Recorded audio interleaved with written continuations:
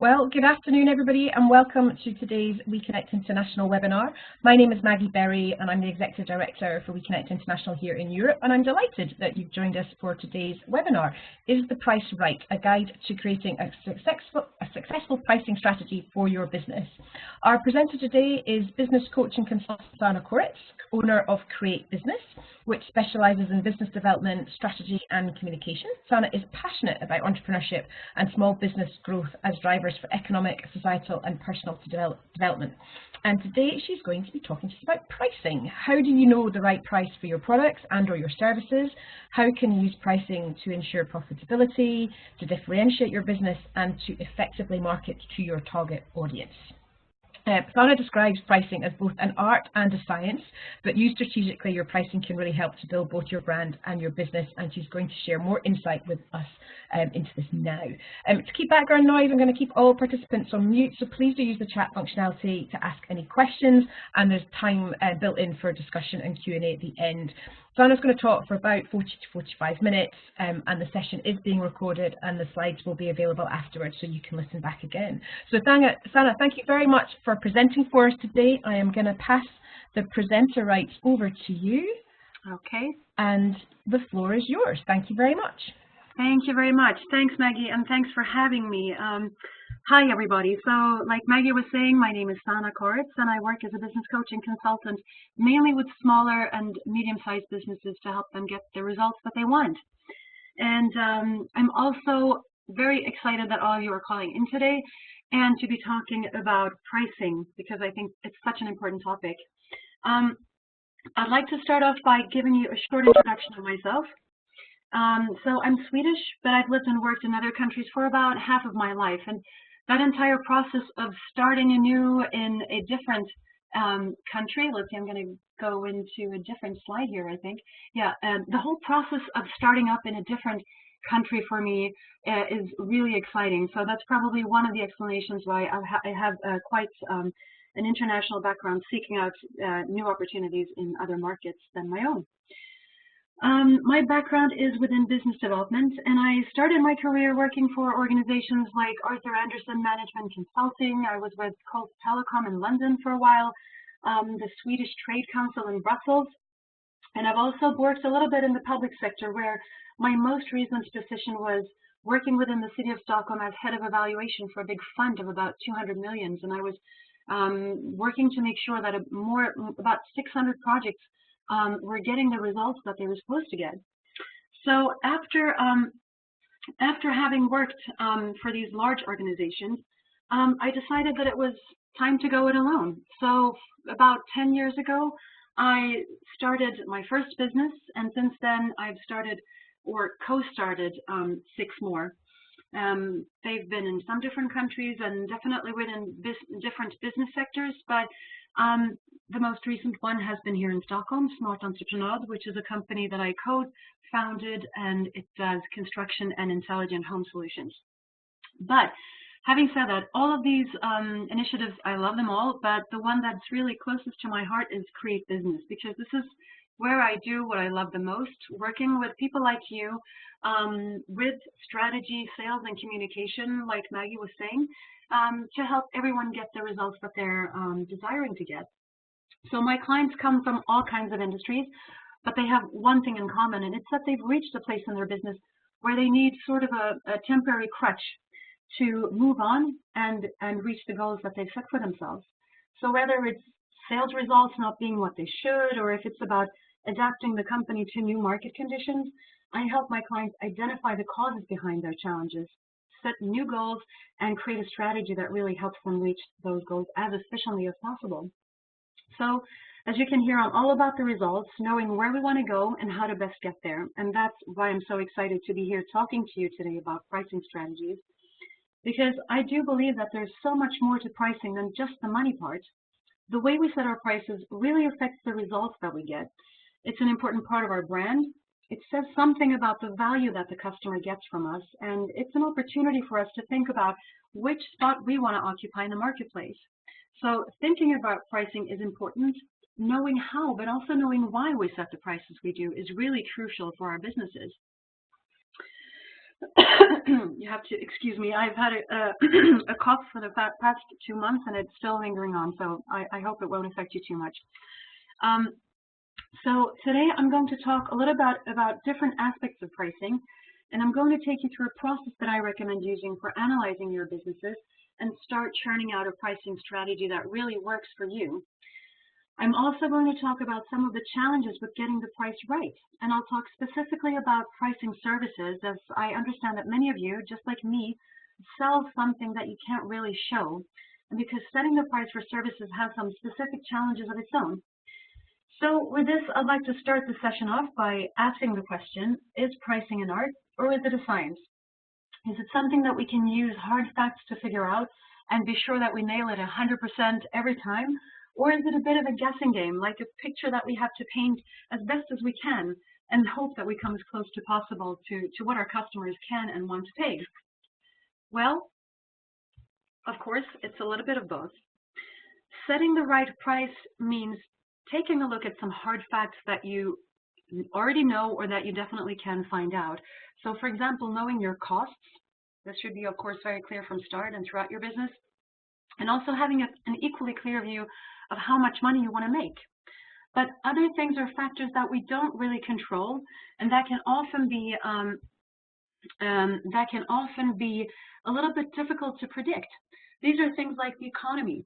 Where is it going? What are interest rates going to be like? What is the purchasing power of your target group, and how is it changing? Are there, for example, changes in international trade relations that have an impact on your business? The market is another one of those macro factors. The market is constantly changing. New trends appear, old ones disappear, and these things can really affect your business positively or negatively, but your prices need to be adapted accordingly. So competitors' pricing strategies also affect the way you can set your prices, and I'll talk a little bit more about your competition and your pricing strategy in a little while. We also have the customers, our target groups. The prices definitely need to be adapted to them, and it needs to match their expectations, how much they're able to pay for your service, how much they're willing to pay for your service, and are they perceiving that they're getting the right value for what they're paying. So your offer, your pricing strategy is also a little bit of a balancing act, because you need to be both profitable as a business owner and you need to be attractive to the customer. So you have to have that balance. And finally, your prices need to be right for you and for your business. And what I mean with that is that you want certain things with your business. I'll talk a little bit more about your business goals in a while, but you also want to know what kind of business you want to build. So these are all factors that need to play into your pricing strategy, even though they're sometimes really hard to know and evaluate, and even though most of them are difficult, if not totally impossible to control. The point is, we all need to deal with them as best as we can, even though it sometimes means making guesstimates. So setting prices can be tricky for any size business, but small businesses tend to have an extra hard time, and this happens for several reasons. First of all, small businesses have imperfect information, as I just mentioned. An important part of pricing correctly is having accurate information on the market, on competitors' pricing, and on customers' perceptions of value. And this is very difficult to get when you don't have easy access to that information. Engaging in a conversation with a customer is key to knowing what he or she wants and prioritizes, but that conversation can sometimes be difficult to have when you have very limited time as a small business owner, for example, and when you don't have a very heavy research department like some of the major, bigger players do. Secondly, small businesses often lack the ability to safeguard against fluctuations in the economy. So some costs can be predicted with certainty, like your employee salaries and things like that, but others really can't. So for example, a political crisis, changes in trade relations, as I mentioned, changes in oil prices, all of these big macro effects can have serious effects even on smaller businesses. But small companies often lack the knowledge and the budget to really hedge against such risks. So they often try to set prices taking into account all of those factors, but without having a real ability to predict what those changes will be. Lastly, a lack of resources that small businesses sometimes have can lead to what I call desperation discounts. So a large company that generates millions or even billions in sales and has a lot of cash in its reserves for them, it's not really a big deal to say no to a customer because the company's reputation and its position in the marketplace is still there. It's a relatively safe and risk-free thing for them to do. But as a small business owner, you rarely feel that you can act in that same way because you know that you have to make ends meet at the end of the month, and this can really put pressure on sales. This, in turn, means that we sometimes allow ourselves to close a sale with a customer, even though we know that that customer may not be right for us for a variety of reasons, and even though we're making that sale at a lower profit than what we really would like or need. So these are some of the specific challenges when it comes to pricing and information when it comes to being a small business owner. Excuse me. So I'd like to go through some of the most common mistakes that we make when setting our prices, and then move on to talking about different pricing strategies. So first of all, one really common mistake is not having a pricing strategy at all, and you'd be surprised at how many companies actually operate in that way. When you set your prices randomly, it means that you're risking the company's finances or that you risk creating the wrong brand for yourself. I usually say to my clients that any pricing strategy is okay. In principle, it doesn't matter if you decide to price yourself high or low, as long as you meet your financial and other goals, but you need to make that decision based on some kind of strategy, on some kind of logic. Some businesses only pay attention to what their competitors are doing, and this is a very risky strategy, and that's for several reasons. First of all, as I mentioned, many companies don't actually have a real strategy, and that may go for your competitors as well. So they might be setting their prices based on nothing, and if you follow them, that means that you're doing the same thing. Secondly, we never really know what our competitors are basing their prices on, what their margins are, what they want to achieve with their business model. So just using a copy-paste approach can be really detrimental to your business. Another common mistake is to set prices too low. Startups, for example, do this a lot of the time. They often use low prices as a way to attract customers.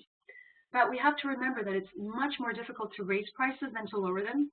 And by starting at a low level, you're telling the customer something about the value of what you're selling. So if someone wants to use lower prices to attract customers, that's fine. But you just need to be very clear that this is a limited offer and that it's only applicable to, let's say, the first 50 customers or whatever limit you want to put on that offer. So it needs to be clear that it's a reason, there's a reason for that discount. It's a limited offer. It will end at this or that point, and your offer is really worth this much more. Just a short note on that. From my experience, I do believe that there's a little bit of a gender perspective on this issue, unfortunately, and that women tend to undervalue their offer more than men. I don't have a scientific basis for that. It's just through my own experience working with other company owners. But this is the impression I get, and I don't have the reasons why. I'm guessing it might be the demands that we as women put on ourselves when it comes to delivering quality. I don't know if it has something to do with self-esteem. The only thing I would like to say to that is that it's really important to know why we set the prices we do and to have really objective criteria, and that we're able to talk clearly and confidently about our prices in a situation with a customer. So that's something to keep in mind. Setting the price too high happens as well, although I would say that it's less common than pricing yourself too low. But say, for example, that your offer is somewhere in the middle of the market, but your prices are way above. So in that case, there will be a discrepancy between what the customer needs to pay and what the customer actually receives in terms of quality. So in that case, of course, you have two options. Either you raise the quality of your product, more features, better service and support terms or whatever, or same for your service. You add more hours, you give more individualized services, things like that. Or you have to lower the price just to make the price and the value be in accordance with each other. So we also need to know if our prices are working for us.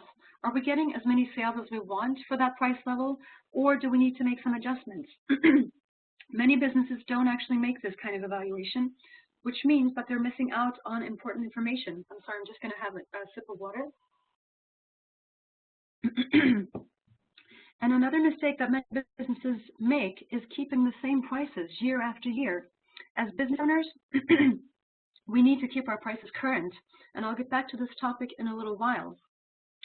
So these are some of the common general mistakes I would say when it comes to pricing. And I'll talk a little bit more in specific of pricing challenges when it comes to setting prices for your services. So all of us who work as service providers know that this is a challenge when you're selling your services, that you can't really show them. There's nothing tangible. There's nothing physical you can actually show. So instead, we're selling our time, our competence, our experience, and our unique way of doing things. So this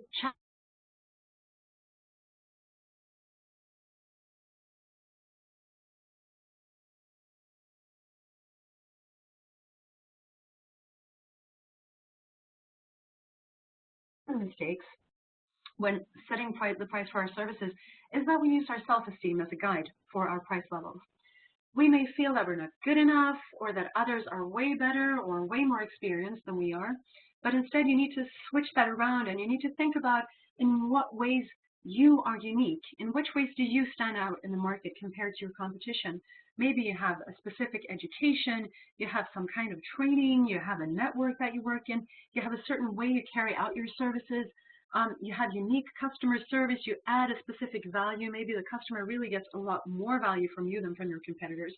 So you need to, if you're one of those that let your self-esteem or other subjective criteria guide your pricing, you really need to switch that around and start looking at your business objectively and in a positive and clear way. A second mistake that many service providers do is not valuing their own time. I sometimes hear people say, well, I just threw in a few extra hours to for that client, and you need to walk the extra mile to make the customer happy, etc., etc. And I didn't have anything specific to do that evening anyway, so I did this. And what that really tells me about someone is that they're not valuing their time properly, because as service providers, our main production cost in many cases is our time. We spend time preparing a presentation.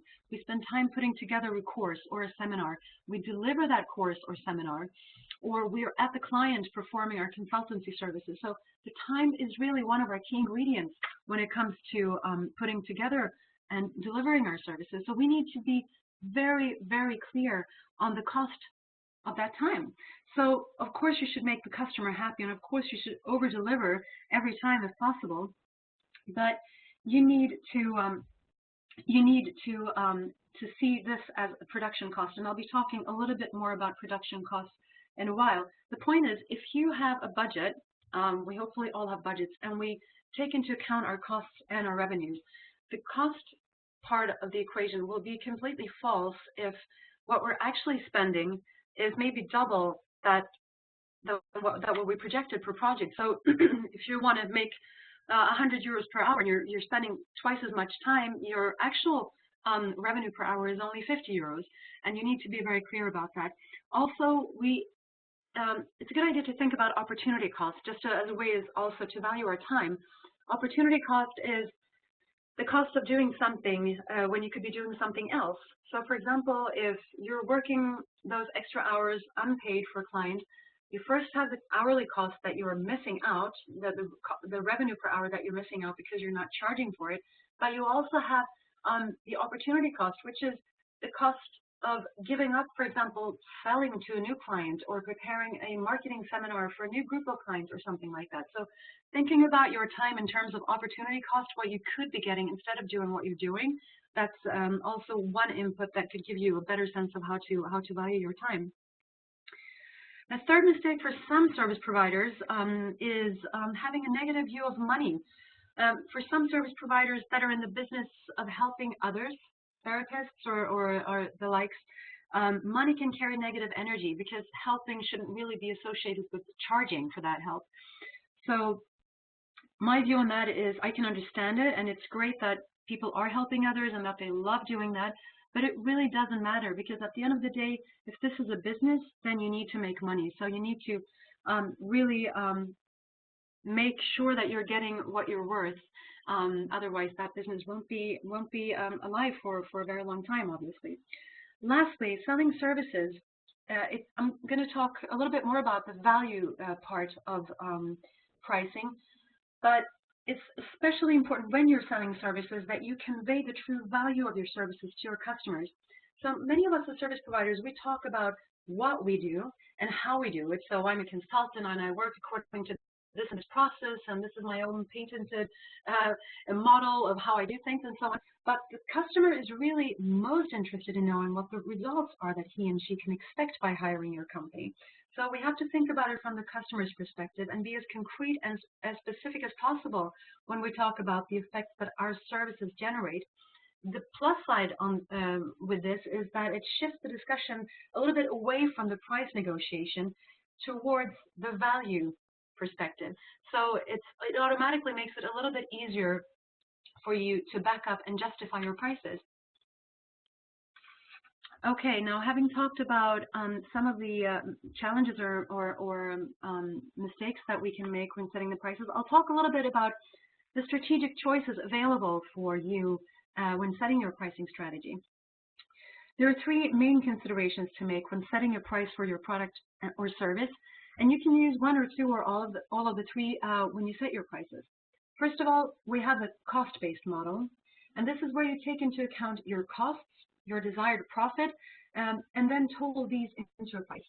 So very briefly, we all know that there are different types of costs in our businesses. We have the production cost.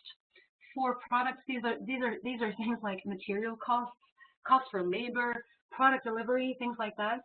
For services, production costs can be, like I was saying before, the cost for preparing a course, for giving the course, for traveling to and from the course site, things like that.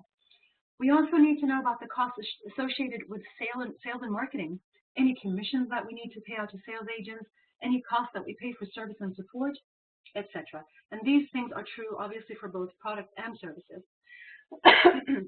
Excuse me. Secondly, we have operational costs, and these are the costs associated with keeping your business running every day, regardless of whether or not you make a sale that day. So these can be things like administrative costs, office rental costs, bills you need to pay, staff you need to pay, insurances, and of course your own salary. We also have capital costs. So if you have capital invested in your business, these are, for example, interest payments, dividends that we pay out to investors, costs for value depreciation of inventory, etc. And other costs can be costs for future expansion or replacement of fixed assets as they age, or any kind of unforeseen cost that may turn up that we want to be prepared for. So the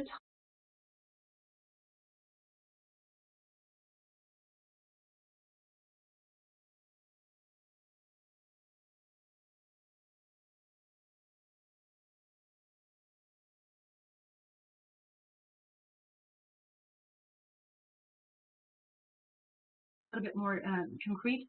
Let's say that your total cost per year is 100,000 euros, just to say some round figure. And you estimate that your sales are going to be 2,000 units per year. So your break-even price in that case will be 100,000 divided by 2,000. So the total cost divided by expected number of sales, which then would be 50 euros per unit. If you want your profit to be 200,000, your actual price, your sales price, will be 200,000, the desired profit, divided by 2,000, the expected sales amount, plus the break-even cost, 50. And in that case, you have 150 euros per unit, which will be your actual sales price, where you will hopefully make the profit. The second factor to keep in mind is what your competitors are charging. Now, I mentioned before that it's a mistake to only use competitors as a deciding factor for your prices. However, you need to keep track of your competition, because your customers will do so. They will do their research and they will compare your offer to the offer of your competitors. You also need to know where in the marketplace you want to be positioned in comparison to your competition. Are you a high quality, high price alternative, or are you on the other end of the spectrum, or perhaps somewhere in the middle? You need to know how your offer is different to your competitors. If their prices are significantly higher than yours, then what's the reason for that? Is the quality that the customer is getting significantly higher than what you're offering? Are they getting more things, bonuses? Raw material is better, or more time if you're a consultant or a coach, for example? And if your competitors' prices are significantly lower, what is the reason behind that? Sorry, sip of water again. Okay. So competitors' prices are also important for us because it's an important input for us that allows us to talk to our customers about our company and our offer in a knowledgeable way.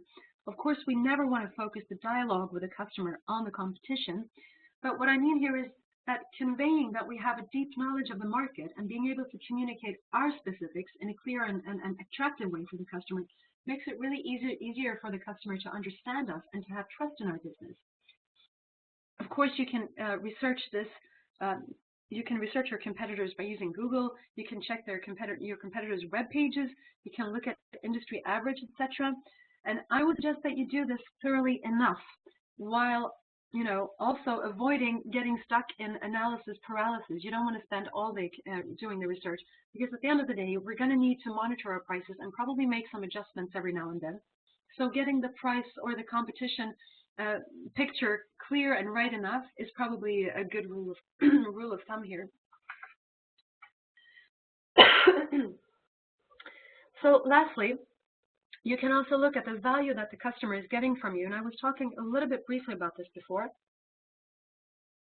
So what is your value proposition to the customer? What are they getting from you in terms of time, competence, tools, results, or product strengths? And remember here, some things can be very concrete, like more customers, lower maintenance costs, stuff like that. Or other things can be very emotional, like you're helping the customer feel less stressed, or they're feeling calm because they know that they're doing the right thing in their business. Regardless what kind of value you're presenting to the customer, you need to know what the values that are most important to your target group are, and you need to be able, obviously, to deliver according to those. So the more unique your offering is, the easier it is to sell it using value-based arguments.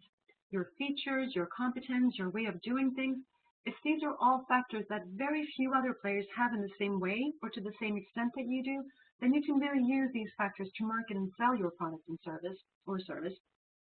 And in this way, value-based selling offers the greatest opportunity for profit maximization, because you can much easier steer the conversation away from the price and towards the value of what you're delivering.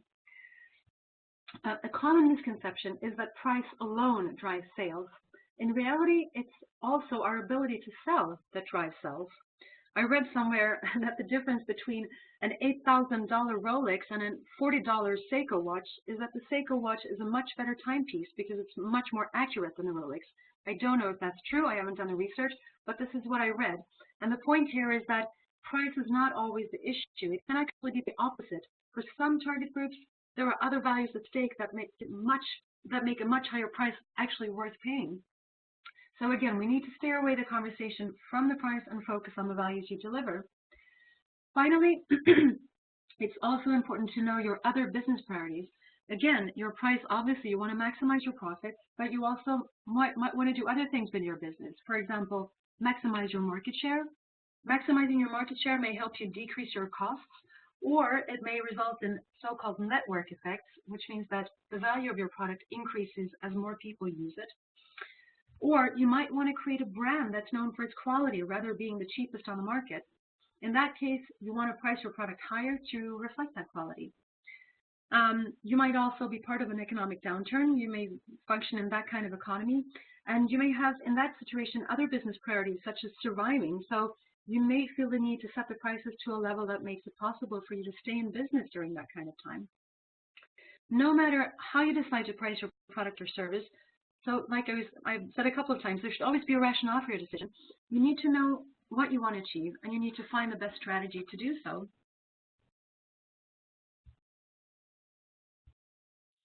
So one way to look at a price is as a promise.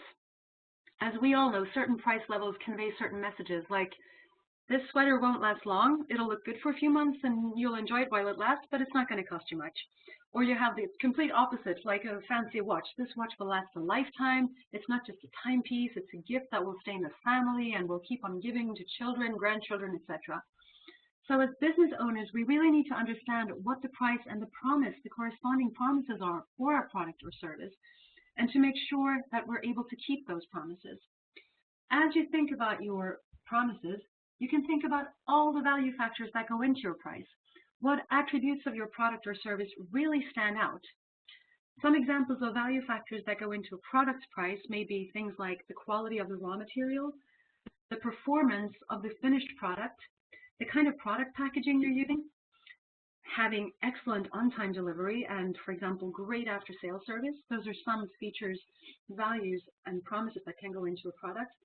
For a service, those value factors may be the experience level of the service provider. So what kind of background do you have? What kind of training? And the actual bottom line impact, as I was mentioning before, what kind of results do you actually deliver for your clients? The appearance of the service provider, so how you come across to your clients may also be a factor. And the turnaround time of phone calls, emails, how quickly you respond, and how able you are to meet deadlines. As you can imagine, your ability to deliver various factors over and above your competitors directly impacts the prices you should set. So if you promise certain things but fall short on delivering them, your price will be challenged through customer complaints, delayed payments, or even customer defections. The point is, the more you know about your customers, the easier it will be for you to set the right prices. So pricing is also all about testing your product and service with your target group to see how they react and what value they assign to your offer. And you need to engage in a conversation. You can ask your target group what features they're looking for and test the price levels with them.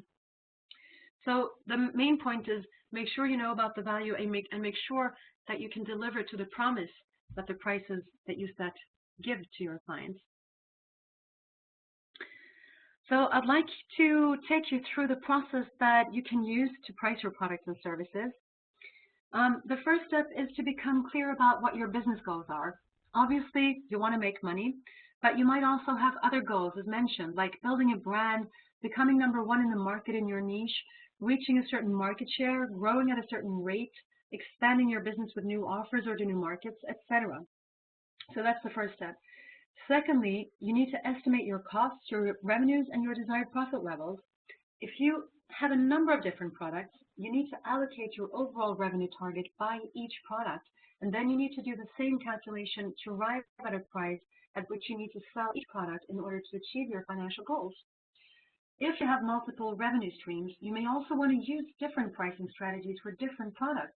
For example, you might want to set a low price for one of your products to get customers to try it out, or you might even consider doing some activities for free, like giving a seminar. In this case, your lowered price product or your free offer is really a part of your marketing activities and should be assigned to your marketing budget. The third step in this process is that you need to become clear about your desired market position. And we've already talked about this. So this has to do with the brand you want to build and knowing that you can deliver to your promises. Once you're clear on all of this, you can choose one strategy, or if you have multiple products or services, you can choose several.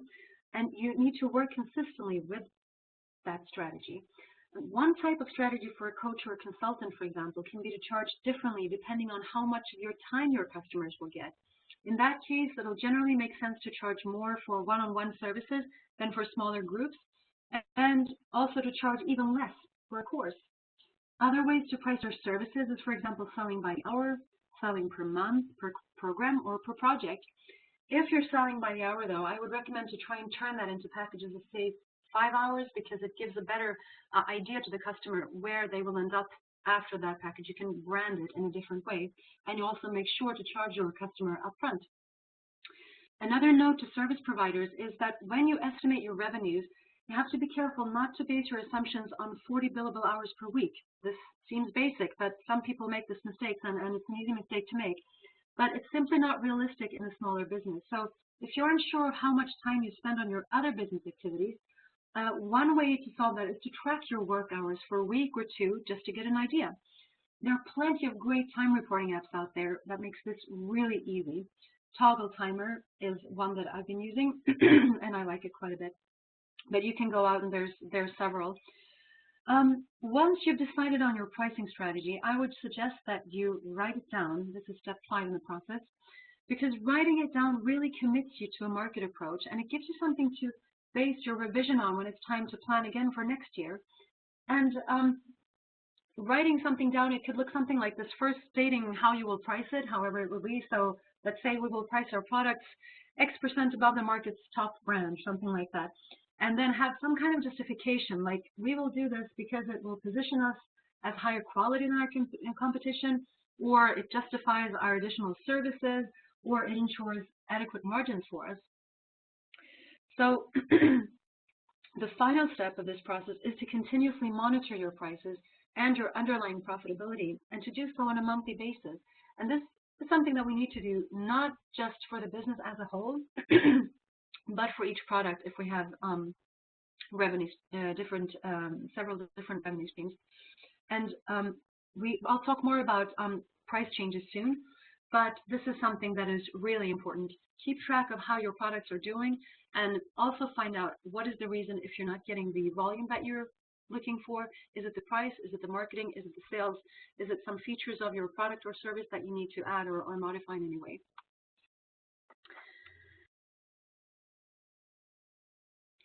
So one thing which is important to keep in mind, I think, is that your pricing strategy should always be a win-win situation where both you and the customer is happy. You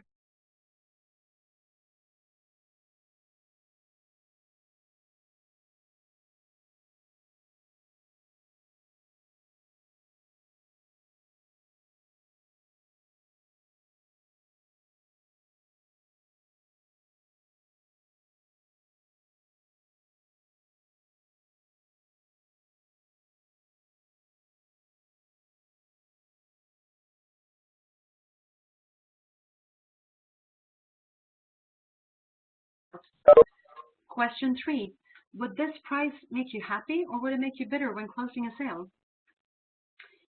I see that we have a raised hand. If you don't mind, I'm going to stick to the presentation, and I'm going to take questions at the end. I hope that's fine with you guys. Question number 4, would your price motivate you to really over-deliver to your customers, or do you feel, yeah, I'll do my job, but not more than that? And lastly, would your price attract long-term clients who will gladly pay for what they're getting? So if you feel the need, you can try these questions out, and you can see what kind of response is created within you. And if there's something that feels off, maybe have a little think about why that is, and try to find a level that really feels in sync with you and that really corresponds with the customer as well.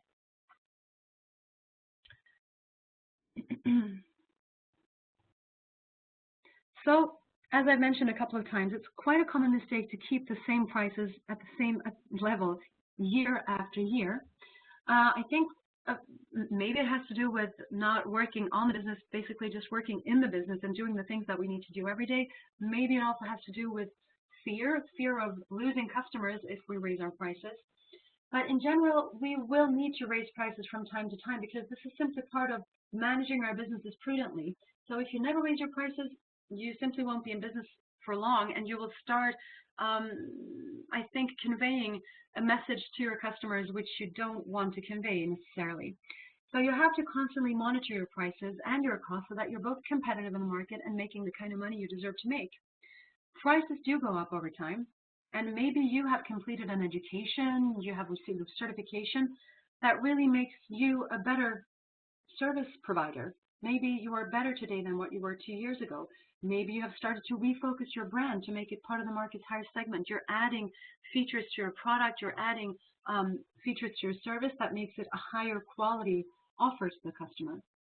But regardless of your reasons for raising your prices, you need to know how you will practically go about it, and you need to communicate it clearly. So I'm going to talk a little bit about that as well.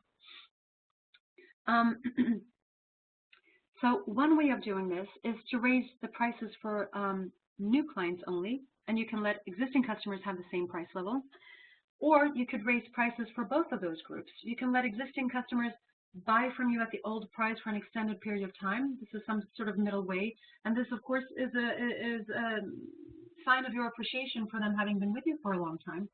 If you do raise prices for existing customers, it's important that you tell them in writing or over the phone, however you want to do it, that this is what you will be doing and why, and also inform them if they have a special deal from you and from what date the new prices will be valid for them too. If some of your old clients decide to leave you, take that opportunity to get information on why. Really ask them, how come you're leaving? Is there something you can do differently? Can I raise something, the quality of my service or my product in a way that you think that the new price is matching that, or what's missing? What are you missing? Why do you want to leave and go to someone else? very often about 80% of our customers aren't as profitable as we'd like them to be. So what you could do is also start by raising just their price levels, because you actually want to drop unprofitable customers. You want to use their time for customers that are prepared to pay for what you're delivering. In general, I would say it's better to raise prices. I'm sorry. It's better to raise prices overall with small incremental steps, like maybe 10% per year. You can raise all prices across the board by 10%, or just raise the price for some products or services. This is entirely up to you, and it depends also, of course, on how the business looks. I'm sorry, I have to do this again. I had a course last week, and I had the same problem. Towards the end of 2 course days, it was a little bit of a disaster, throat-wise. So what you can do, though, especially in this day and age, is test new prices. You can test new offers and new combinations of benefits and premiums to help you sell more of your products at a better price. You can, for example, raise the price and offer a new unique bonus or a special service for that customer. And you can measure the increase or decrease in the volume of the product you sell and the total gross profit you generate. Today, it's very easy to do things like this over the internet. Of course, if you have a web store, even just your website can be a very easy place to test these things. So this is talking about raising prices. When it comes to lowering prices, I would say it's generally not a great practice unless you're using it strategically to get market share, or if you have a very price-sensitive product where all of your competitors are lowering their prices. There's always the risk that your customers feel that you've been overcharging them. So to overcome that problem, you can lower the price and make corresponding changes in your offer, like lowering your guarantee time or getting rid of different bonuses that you've been using before. So that's one way of lowering your prices, if that's a way that you want to go. Moving on to the last slide, just to summarize. So first of all, you need to know what you want with your business, and I've talked a little bit about different goals, not just profit maximization. So what do you want and where do you want your business to be? You also need to find out what the customer values. Engage in a conversation with the customer and make sure to use their input as best as possible. Choose one strategy. Choose one strategy, choose several if you have several revenue streams, but choose a strategy and stick to it. But also have the opportunity when you're in a client conversation to shift the focus from the price to value. And of course, monitor and adjust when needed. Nothing is written in stone, and we need to be flexible as business owners, as we all know. So this concludes my presentation. I want to thank you all for listening. And I'm not sure, Maggie, now if you should join. I thought otherwise I can start off with a question I'll get. I think it was Rachel who raised her hand. If it's okay with you, Rachel, I'm going to start with answering a question from, I think, someone else. It might have been you sending it in. Maggie sent me a question last week that one of you has sent in, and I'll read the question and I'll give you my thoughts on that question. So here it goes. We provide niche technical training to chemists and scientists in a wide range of industries across Europe and the Middle East. Scheduled training courses are very difficult to make viable. We need to balance price with delicate numbers. Any tips? So this is a typical case, I would say, where it's very clear that pricing is a little bit of science, but it's definitely an art as well. Because in this case, like in many cases, we know some things. We know our costs associated with giving the course. I'm guessing, and I'm just off the top of my head, maybe it could be something like renting a room or renting presentation equipment, having tech support at hand, printed material, maybe a free giveaway. There's all sorts of costs associated with the course, and those are things that we know. Perhaps you also have an idea of the average number of participants that you normally get to your courses. It sounds like this is something that you're doing regularly and that you're very experienced in. So hopefully you have some kind of idea that this and this type of course generates between 15 and 20 people. And I would take the lower of that number to work with. First, though, I would think about what kind of profit you want to make with each course. And I would then take the total costs, the revenue you want to make, including that profit, and divide it by that expected number of participants. So again, this is not going to be maybe spot on, but it's going to give you an indication that you can then work with and you're going to have to monitor it and evaluate it as you go forward and see if you need to make adjustments. But I would say, though, here is what you need to think about is the function of the course. And with that, I mean whether or not a specific course is part of your main offering. Is it one of the main things you're really making money from? If it is, you need to be really, really focused on profit margins. If it's a support activity, you're probably think about as support for your other activities or your other offerings. And in that case, maybe you have some more flexibility when it comes to profit margins. But regardless, I would think about the minimum number of participants that you need to get at least to a break-even level, because what you don't want to do is run a course at a cost, or sorry, at a loss, because you do have costs, like I was saying, associated, and this is something that you know probably much more about than I do. You have those specific costs associated with your course, even though you've prepared the material before and so on. It takes time to deliver it, and you have all those other costs associated with it. So you don't want to have too few participants. You need to know that you have the right number. So I would set a minimum number and make sure that I would get that. If you don't get that number, then you need to ask yourself again, why is that situation the way it is? Why am I not getting enough clients or enough participants to the specific course? Is it the price, or is it something else? Is it the way we've marketed the course? Do we need to use other marketing channels, or do we need to, for example, change the content of the course, add some things, remove some things, and tweak it in certain ways? So that's what I would recommend doing. Again, it's a little bit of a guessing game, but something you can adjust as you go along. Okay. I think I hear you, Maggie. I'm going to sorry, yes, sorry, I was just about to email everybody on the chat function to say if you've got any questions to please use the chat functionality. Right. So let me just send that to you, please enter them here. Sure. I just started typing. Thank you so much for all of that information. I think some of the key things for me is definitely putting a value on your own time, which I think can be quite hard sometimes to think about, you know, how much are my hours everyday works. And I think your piece around having very specific financial goals and kind of sticking to them and kind of working back from that. And also I love some of your ideas about the, you know, different pricing, a bit like, you know, big consumer sales outfits do, you know, for new customers and existing customers and different pricing there. I thought that was all really, really interesting. If you mentioned a couple of apps that you use, or an app that you use for tracking your time. Would you be able to share that with me so I can pass the link on to people on the call? I didn't quite catch what it was. Sure. Or Do you want the link? I can send you the one toggle timer. Hold on, toggle. It's fine. You're welcome to send it to me afterwards. Somebody asked me about what would be the link for the app. Sure. That's no problem. So ladies, if you do have any questions or anything that you'd like to ask us now, please do use the chat function, and we can answer that now.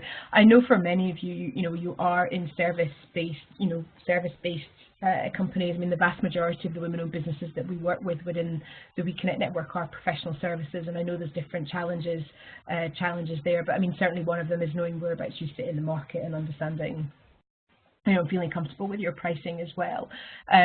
So that's all. That was all very interesting for me. Sanna, one of the things that sometimes crops up with businesses I work with is that changing the pricing over time. Now, you referenced not sticking with the same pricing all the time. I mean, what is an appropriate time to change pricing? Is it like every year there's a price review, or is it less frequently than that? Have you got any suggestions around how frequently you should be looking at that kind of thing?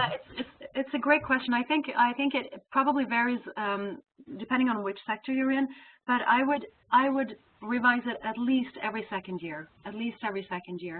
Okay. And again, it's better rather than waiting 5 years and then whoops, 50% up. I think that's a great way to lose customers because they're going to be in shock and not prepared for it. So I think it's much better to do yearly revisions or at least every second year to have a revision, and also take a look at your profitability, take a look at where competitors are, and also taking a look at what the customers are getting now. Like I was saying, is there something in your offer that's changed, that has improved? We all develop as individuals, especially when we're working with ourselves as service providers. We are constantly improving, and that also needs to be reflected in the price. But at least every second year, I've heard and read different cases. Somebody 10% every year, maybe that's too much for some people, but 5% per year or 10% every 2 years, something like that. And better to do it in small incremental steps rather than shocking the customer after 5 years. No, I understand. So I'm just going to ask if anybody's got any more questions, please do feel free to raise them here. Sanna, the question that Rachel had been about the apps for the that was the question. Okay. So that's what that question was about. So don't worry about that. Maybe if we just move on to your final slide, and then I'll do a final call for questions. But I know that you've got an offer that you wanted to share with everybody as well. Yes, and I forgot to press that through. The one before looks like the final slide, but this is actually the final slide. So, do you want to mention this, or should I mention? Please, no, go ahead. Please explain. Yeah. Okay. So because I'm part of this amazing network, and because I've had this opportunity today, I want to give all of you a special offer. So each of you, you're more than welcome to contact me and book two 45-minute sessions at a special price, which is 149 euros. It's not exactly half of what I would normally charge, but it's in that range. So I would be more than happy to work with you guys and see if there's any value that I can provide specifically to your businesses. And the way I work is always have a conversation at first, which of course is not something that I would charge for. It's something that I do to learn about my clients and to learn about their problems. And then we set a strategy for our calls as we go forward. To take part of that offer, I would need to hear from you by Wednesday, November 15th. So you're more than welcome, and I would be very, very happy to hear from any of you and learn about your businesses and your challenges.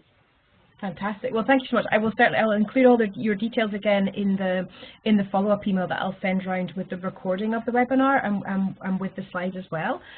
So I'll just ask, are there any more final questions for Sanna today about pricing? Obviously, we've covered a lot of ground, lots of different information.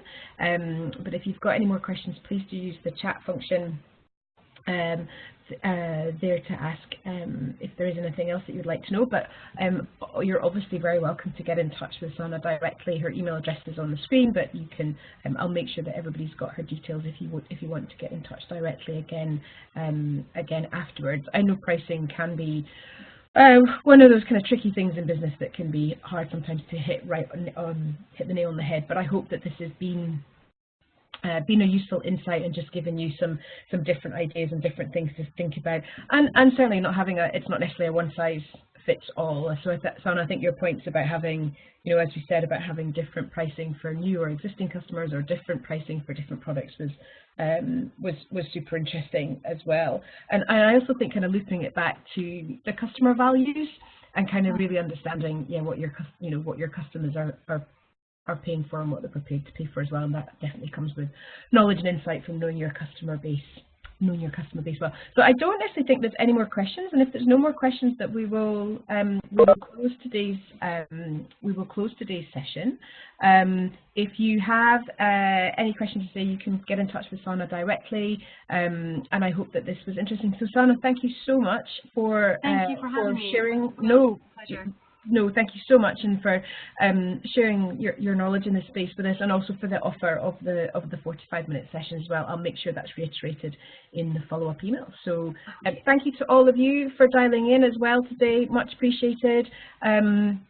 Please keep an eye out. I think we've got one more webinar before the end of the year and a couple more events happening across Europe, and then we'll be into the 2018 schedule already. But Sanna, thank you so much. Thank you to all of you for dialing in as well. Brilliant. Thanks, everyone.